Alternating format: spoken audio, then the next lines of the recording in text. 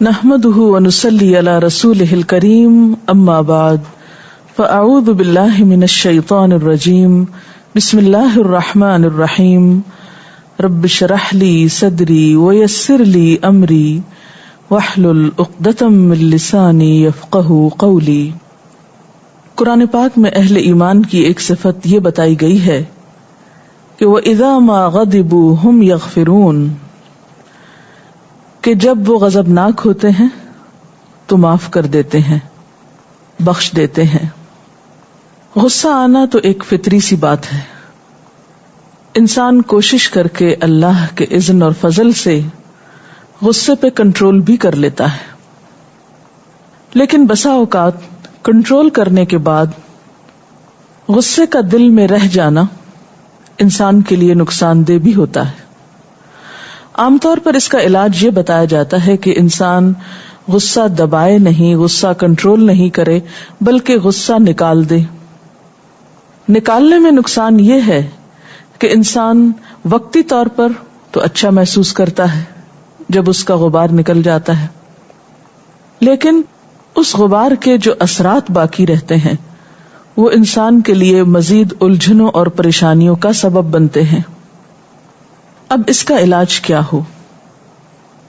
کیا انسان اپنے دل ہی میں رکھے یا پھر اسے نکال دے، یا پھر کوئی تیسری صورت؟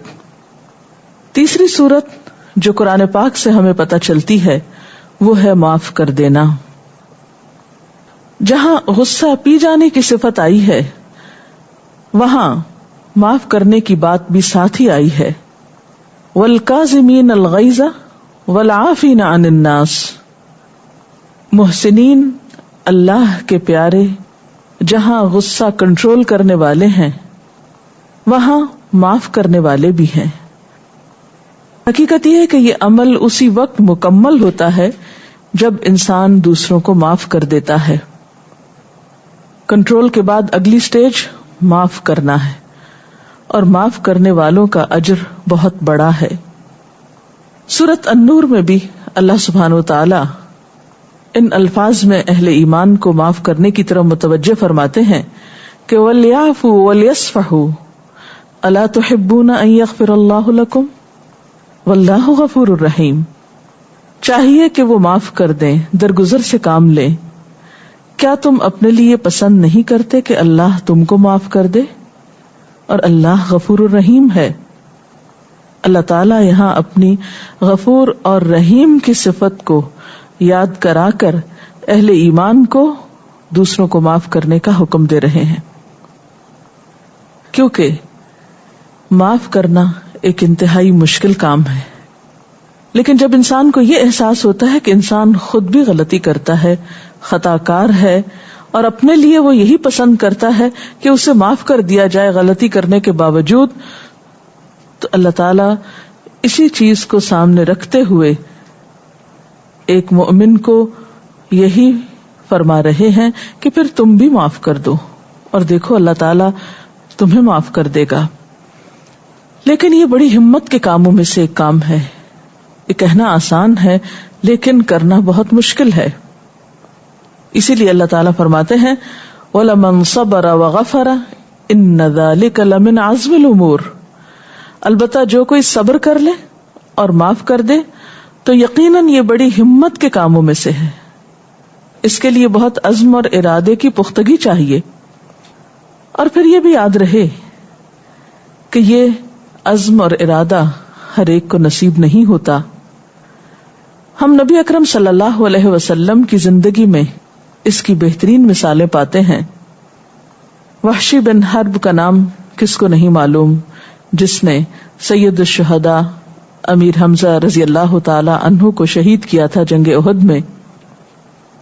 اس نے جب اسلام لانے کا ارادہ ظاہر کیا تو آپ صلی اللہ علیہ وسلم نے اس کو معاف کر دیا اور اس کا اسلام قبول کر لیا، لیکن ساتھ ہی یہ کہہ دیا کہ وہ سامنے نہ آئے، کیونکہ اس کو دیکھتے ہی آپ صلی اللہ علیہ وسلم کا وہ زخم تازہ ہو جاتا تھا جو آپ نے حضرت حمزہ کی شہادت کی صورت میں اٹھایا تھا۔ لیکن کبھی بھی اسے یعنی وحشی کو اپنے کسی حق سے محروم نہیں کیا گیا اس بنا پر کہ اس نے ماضی میں ایک جرم کیا، اور اس نے بھی پھر اپنے جرم کا ازالہ اس طرح کیا کہ نبی صلی اللہ علیہ وسلم کے مقابلے میں جس شخص نے نبوت کا دعویٰ کیا تھا مسلمہ کذاب، اس نے بدلے میں مسلمہ کذاب کو مارا تھا، اور اس طرح اس نے اپنی پچھلی غلطی کا کفارہ کیا۔ اسی طرح ہم دیکھتے ہیں کہ آپ صلی اللہ علیہ وسلم نے فتح مکہ کے موقع پر اسلام کے بدترین دشمنوں کو معاف کیا، اور وہ دشمن اسلام لا کر آپ کے دوست بنے، آپ کے مددگار بنے، اور انہوں نے آئندہ زندگی میں اسلام کی فتح اور کامیابی و کامرانی کے لیے بہترین کردار ادا کیا۔ نبی صلی اللہ علیہ وسلم نے ایک موقع پہ فرمایا، میں اس شخص کے لیے جنت کے اطراف میں ایک گھر کا ضامن ہوں جس نے حق پر ہوتے ہوئے بھی جھگڑا چھوڑ دیا، یعنی اپنے حق سے دستبردار ہو گیا، اور اس شخص کے لیے جنت کے درمیان میں ایک گھر کا ضامن ہوں جس نے مزاح کے طور پر بھی جھوٹ کا ارتکاب نہیں کیا، اور اس شخص کے لیے جنت کے بلند ترین حصے میں ایک گھر کا ضامن ہوں جس کا اخلاق اچھا ہو۔ تو اس سے یہ پتہ چلتا ہے کہ بلند اخلاق والے نہ صرف یہ کہ دنیا میں بلکہ آخرت میں بھی بلند مقامات پائیں گے۔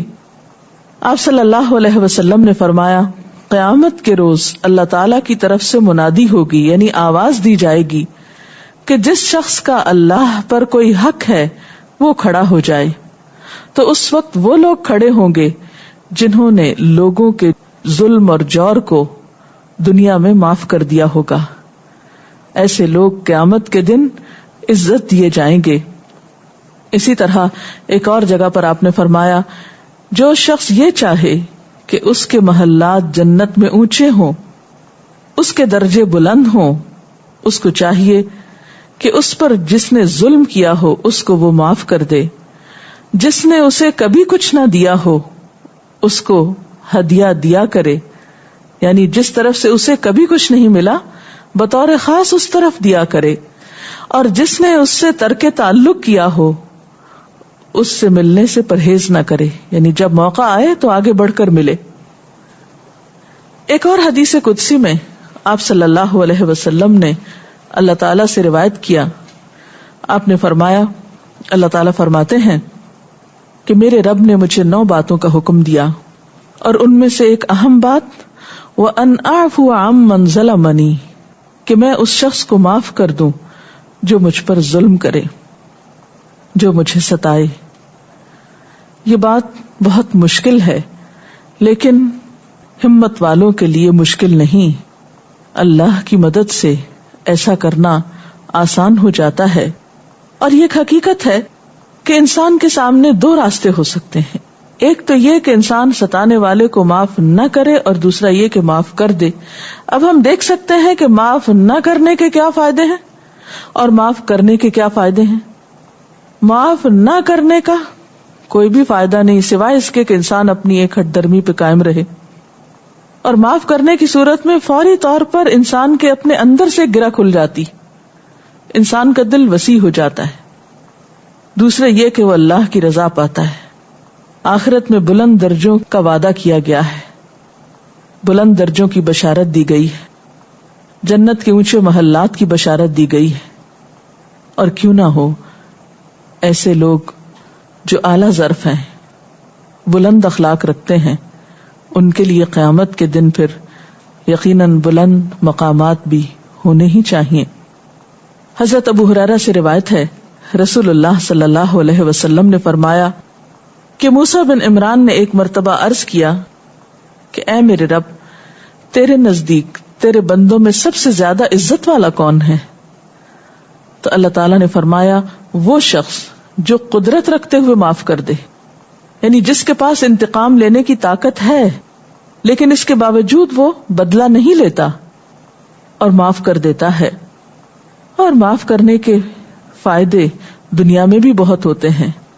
ہو سکتا ہے کہ آج ایک شخص کو آپ معاف کریں اور کل وہی شخص آپ کی کسی مشکل میں کام آئے۔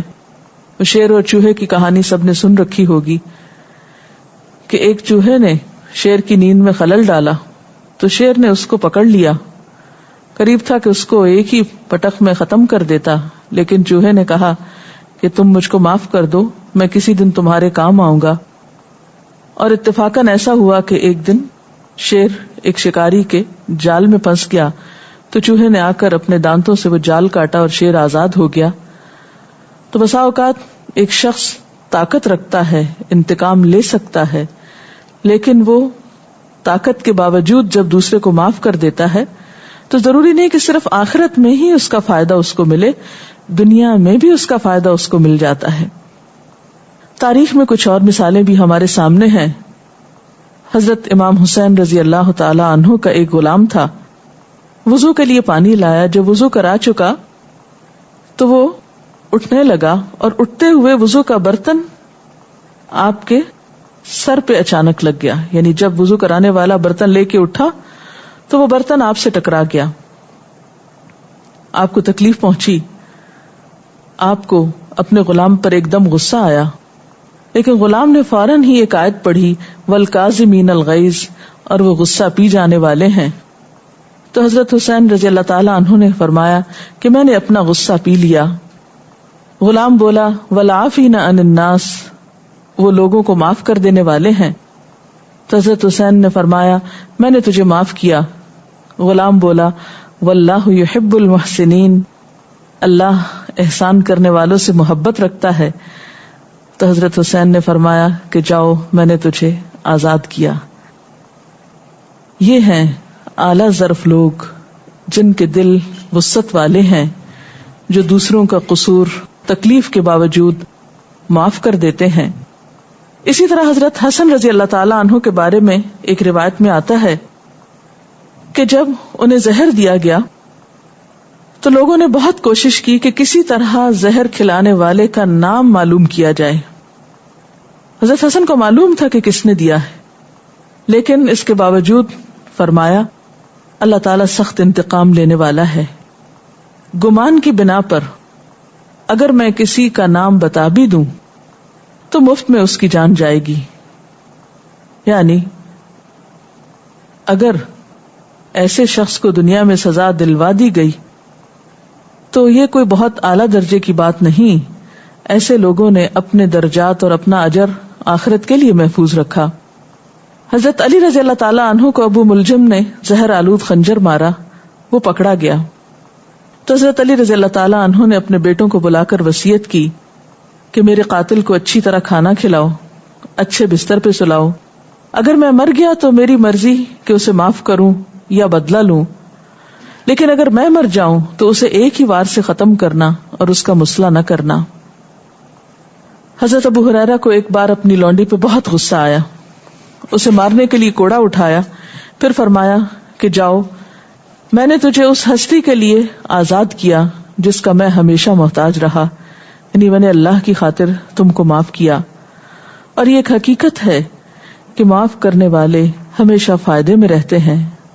اگرچہ بظاہر وقتی طور پر انسان کو یہ محسوس ہوتا ہے کہ شاید معاف کرنے سے دوسرا شخص بہت دلیر ہو جائے گا اور وہ مزید نقصان پہنچائے گا، لیکن حقیقت یہ ہے کہ انسان کی حفاظت کرنے والا اللہ ہی ہے. اور اعلیٰ ظرف اور بہترین اخلاق کے لوگ دنیا اور آخرت دونوں کی بھلائیاں حاصل کر لیتے ہیں. اس لیے کبھی بھی شیطان کے اکسانے پر، کسی کے دباؤ تلے آ کر وہ کام نہیں کرنا چاہیے جو کمتر درجے کا ہو یا اخلاق کے منافی ہو. ہمیشہ اعلیٰ ظرفی کا ثبوت دیتے ہوئے بہترین سے بہترین عمل کی طرف مائل رہنا چاہیے. اللہ تعالیٰ سے دعا ہے کہ وہ ہمیں بہترین اعمال کی توفیق عطا فرمائے. اس سلسلے میں اگر کچھ سوال ہوں تو آپ کر سکتے ہیں. ڈاکٹر صاحب عموماً یہ دیکھا جاتا ہے کہ جب معاف کر دیا جاتا ہے تو اس کو انسان کی کمزوری سمجھا جاتا ہے. تو اس سلسلے میں اگر مسلسل کسی کو اس دباؤ میں ڈالا جائے کہ یہ کمزوری ہے اور دوسرا بندہ دلیر ہوتا جائے تو پھر ہمارا رویہ کیا ہونا چاہیے؟ اصل بات یہ ہے کہ ہمیں اپنے فیصلوں کا اختیار دوسروں کو نہیں دینا چاہیے کہ دوسرے ہمارے لیے فیصلہ کریں کہ ہم کوئی اچھا کام کریں یا نہ کریں. جس چیز کو ہم درست سمجھتے ہیں، برحق سمجھتے ہیں، اچھا سمجھتے ہیں، اپنی دنیا اور آخرت کے لیے مفید سمجھتے ہیں، اس کو کسی کے دباؤ کو قبول کیے بغیر کر گزرنا چاہیے. اور وقتی طور پر اگر محسوس ہو بھی کہ ہم نے درست نہیں کیا، تو آپ دیکھیں گے کہ بالآخر فائدہ اسی شخص کو ہوگا جو اعلی اخلاق کا مالک ہوگا. اور وقت کے ساتھ ساتھ یہ بات ثابت بھی ہو جاتی ہے، کیونکہ نبی صلی اللہ علیہ وسلم کی زندگی میں بے شمار مثالیں ایسی ہیں کہ جہاں آپ نے اپنے جان کے دشمنوں کو بھی معاف فرما دیا. مثلا وہ موقع بھی آپ کے سامنے ہوگا کہ جب آپ صلی اللہ علیہ وسلم ایک درخت کے نیچے آرام فرما رہے تھے اور آپ کی تلوار درخت کے ساتھ لٹک رہی تھی، اور ایک شخص آیا اور اس نے تلوار اتاری اور للکار کے کہنے لگا کہ بتاؤ اے محمد، میرے ہاتھ سے تمہیں کون بچا سکتا ہے؟ تو آپ صلی اللہ علیہ وسلم نے فرمایا کہ میرا اللہ.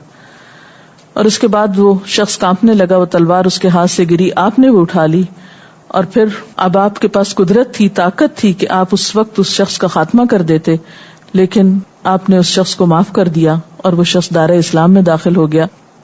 بہت ساری اور مثالیں ایسی موجود ہیں جن سے ہمیں یہ پتہ چلتا ہے کہ معاف کرنے میں کمزوری نہیں، معاف کرنا بہت بڑے اخلاق اور بہت بڑی طاقت رکھنے والے شخص کا کام ہے، اور یہ ہر ایک کو نصیب نہیں ہوتا. عموماً جو لوگ خود معاف نہیں کر سکتے وہی دوسروں کو مشورے دیتے ہیں کہ وہ بھی معاف نہ کریں. بچے جب اسکول سے آتے ہیں تو عموماً ایک شکایتی رویہ اپنے دوستوں کے بارے میں یا استادوں کے بارے میں، کسی کے بارے میں بھی لے کر آتے ہیں. تو شروع میں تو وہ ایک شکایتی رویہ ہوتا ہے، آہستہ آہستہ اس میں جو ہے ایک سختی آتی جاتی ہے. تو ہم ماں باپ اس طرح کون سا وہ قدم اٹھا سکتے ہیں کہ بچپن ہی سے بچوں کو اس بات کی ترغیب دیں کہ وہ معاف کرنے کا رویہ جو ہے وہ زیادہ اختیار کریں. اس سلسلے میں مفید بات یہ ہو سکتی ہے کہ ایسے لوگوں کے واقعات اور حالات کہانی کی شکل میں پیش کیے جائیں جن کے اخلاق بہت اعلیٰ تھے، تو اس صورت میں ان کو وہ آئیڈیلائز کریں گے اور اپنے آس پاس کے ماحول سے مروب یا متاثر ہونے کی بجائے اپنے آپ کو ان شخصیات سے وابستہ کریں گے کہ جن کے اخلاق اور کردار عمدہ اور اعلیٰ تھے، تو ان کے لیے پھر اسی اخلاق کو اپنانا آسان ہو جائے گا. حقیقت یہ ہے کہ انسان کے اندر کسی بھی چیز کے اوپر عمل کرنے کے لیے اگر اس کے سامنے کوئی رول ماڈل ہو تو بہت آسانی ہو جاتی ہے. ہم عموماً بہت سے کام کیوں نہیں کر پاتے؟ کیونکہ ہمارے آس پاس کوئی اور کر نہیں رہا ہوتا، سامنے کوئی مثال نہیں پاتے.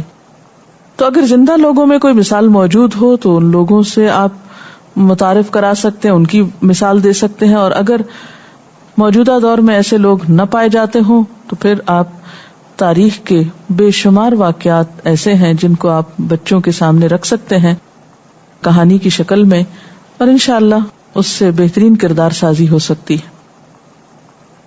معاف کیا صرف چھوٹوں کو کیا جا سکتا ہے یا بڑوں کو بھی معاف کیا جا سکتا ہے؟ کیونکہ بعض اوقات بڑوں سے بھی کوئی غلطی ہو سکتی ہے. جی ہاں، غلطیاں تو سب سے ہوتی ہیں، بڑوں سے بھی ہوتی ہیں، چھوٹوں سے بھی ہوتی ہیں، برابر والوں سے بھی ہوتی ہیں، کیونکہ ہم سب انسان ہیں. نہ چاہتے ہوئے بھی بعض اوقات ہم سے ایسی حرکتیں ہو جاتی ہیں جس سے دوسروں کی دل آزاری ہو جاتی ہے. تو ایسے میں انسان کو دائیں بائیں آگے پیچھے اوپر نیچے ہر طرف معاف کرنے کے رویے کو اختیار کرنا چاہیے.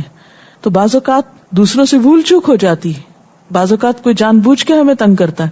تو کوئی بھی معاملہ ہو، معاف کرنے سے انسان کا اپنا ہی فائدہ ہے کہ دل کے داغ ختم ہو جاتے ہیں. انسان کا دل جب صاف ہوتا ہے، دل ہلکا ہو جاتا ہے، ایک خاص قسم کا سکون اور خوشی نصیب ہوتی ہے جو انسان اپنے دل میں میل اور بغض اور دوسروں کے لیے حسد اور برے جذبات رکھ کے کبھی بھی حاصل نہیں کر سکتا. دنیا میں جتنے بھی ڈپریشن، غم اور دکھ ہیں ان کا علاج معاف کرنے میں ہے، اور انسان یہی سوچ کے معاف کر سکتا ہے کہ مجھ سے بھی تو غلطی ہو جاتی ہے. ڈاکٹر صاحب، ہم کینہ دل میں پال لیتے ہیں اور پھر سوچ سوچ کے کرتے رہتے ہیں، اور پھر جب دوسرے سے کسی سے شیئر کرتے ہیں تو غیبت ہوتی ہے. اس کا کیا علاج ہو؟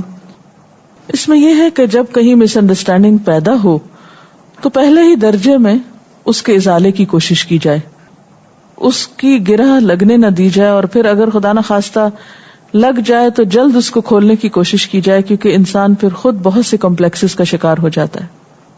اگر کسی سے معافی مانگنے کی ضرورت ہو، جیسے ہمیں پتہ ہے ہم نے کسی کے بارے میں بات کی ہے یا ہمیں کسی سے معافی چاہیے اور وہ شخص فوت ہو جائے، تو معافی کی کیا صورت ہو سکتی ہے؟ کیونکہ اللہ سبحانہ و تعالیٰ نے فرمایا کہ حقوق اللہ تو معاف ہو جاتے ہیں لیکن حقوق العباد اس وقت تک معاف نہیں ہوتے جب تک کہ بندے خود معاف نہ کرتے ہیں۔ ایسی صورت میں آپ اس شخص کے لیے دعا کر سکتے ہیں، اس کی طرف سے صدقہ خیرات کر سکتے ہیں، اس کے عزیزوں کے ساتھ صلہ رحمی کر سکتے ہیں، احسان کر سکتے ہیں۔ مثلا اگر کسی شخص سے والدین کے حق میں کوئی زیادتی ہو گئی ہے، والدین دنیا سے جا چکے ہیں، تو ایسا ہی ایک مسئلہ آپ صلی اللہ علیہ وسلم کے سامنے کسی نے پیش کیا تو آپ نے فرمایا کیا تمہاری خالہ زندہ ہے، تم اس کے ساتھ احسان کرو۔ تو گویا جس انسان کے ساتھ زیادتی ہوئی ہو، اگر وہ دنیا میں نہیں تو اس کی اولاد کے ساتھ یا اس کے رشتہ داروں کے ساتھ اچھا سلوک کرنا، اس کے نام پر صدقہ خیرات کرنا، یعنی اس کی طرف سے، یہ چیزیں انسان کے لیے ازالے کا سبب ہو سکتی ہیں۔ بعض اوقات ایسا ہوتا ہے کہ ہم کسی کو معاف کرنا چاہتے ہیں اور ہم زبانی کہہ بھی دیتے ہیں کہ ہم نے فلانے شخص کو معاف کیا، لیکن پھر بھی ہمارے دل سے بات نہیں نکلتی، دل میں اس کے لیے دکھ ہوتا ہے یا مطلب کہنے سے نہیں نکلتی، تو اس کے لیے کیا کیا جائے؟ اس کے لیے آپ دیکھیے کہ ہمیں نبی صلی اللہ علیہ وسلم کی زندگی سے بھی یہی چیز ملتی ہے کہ جن لوگوں نے آپ کو بہت زیادہ دکھی کیا تھا، ان کو دیکھ کر آپ کو تکلیف پہنچتی تھی، آپ تکلیف محسوس کرتے تھے، یہ قدرتی سی بات ہے، جیسے وحشی کی مثال میں نے آپ کو دی۔ تو ایسی صورت میں انسان کوشش کرے کہ پھر اپنے آپ کو کسی اور چیز میں مصروف کرے، اپنا دھیان بانٹے اور اللہ تعالیٰ سے دعا کرے کہ وہ اس دکھ اور جلن کو بھی دل سے لے جائے تاکہ ہم معاف کرنے کا ایک لطف بھی اٹھا سکیں۔ وآخر دعوانا ان الحمد للہ رب العالمین۔ سبحانک اللہم وبحمدک، نشہد ان لا الہ الا انت، نستغفرک ونتوب الیک۔ والسلام علیکم ورحمۃ اللہ وبرکاتہ۔